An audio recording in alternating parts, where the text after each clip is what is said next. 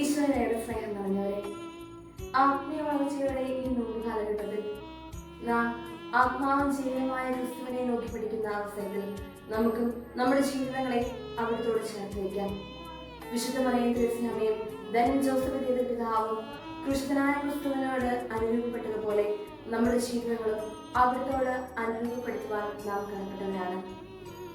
ആത്മാവും ജീവനുമായ ക്രിസ്തുവിന്റെ ദൈവിക അനുഭവങ്ങളെ നാം നോക്കിക്കാണുമ്പോൾ നമ്മുടെ ജീവിതത്തിലും നമ്മൾ ആത്മീയതയിൽ വളരുവാൻ ഏറെ ഉപകാരപ്രദമായവ അവയാണ്. അതെ, ഇന്നത്തെ കാലഘട്ടത്തിൽ ദൈവഹിതത്തോട് ചേർന്ന് നമ്മുടെ ആത്മീയ ജീവിതത്തെ പരിപോഷിപ്പെടുത്തുമ്പോൾ പിതാവായ ദൈവത്തിന്റെ ഹിതം പൂർത്തീകരിക്കുവാനായി ഭൂമിയിലേക്ക് കടന്നു വന്ന് രക്ഷാകര ദൗത്യം പൂർത്തീകരിച്ച ക്രിസ്തുവിനെ പോലെ നമ്മുടെ ജീവിതത്തിലേക്കും പിതാവായ ദൈവത്തിന്റെ ഹിതങ്ങൾ പൂർത്തീകരിച്ച് ക്രിസ്തുവിനോട് അനുരൂപപ്പെടുവാൻ നാം കടപ്പെട്ടവരാണ്. ഈ നോമ്പ് കാലഘട്ടത്തിൽ ത്യാഗോചരമായ പ്രവർത്തനങ്ങളിലൂടെയും നമ്മുടെ ജീവിതത്തെ തന്നെ ത്യാഗങ്ങളാൽ നിറച്ചും ദൈവഹിതം പൂർത്തീകരിച്ച് ക്രിസ്തുവിനോട് അനുരൂപപ്പെടുവാൻ നമുക്ക് സാധിക്കട്ടെ.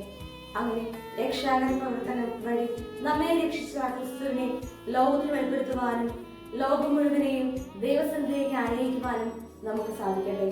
അതിനായി ദൈവം നമ്മെ ഓരോരുത്തരെയും അനുഗ്രഹിക്കട്ടെ. ആമേൻ.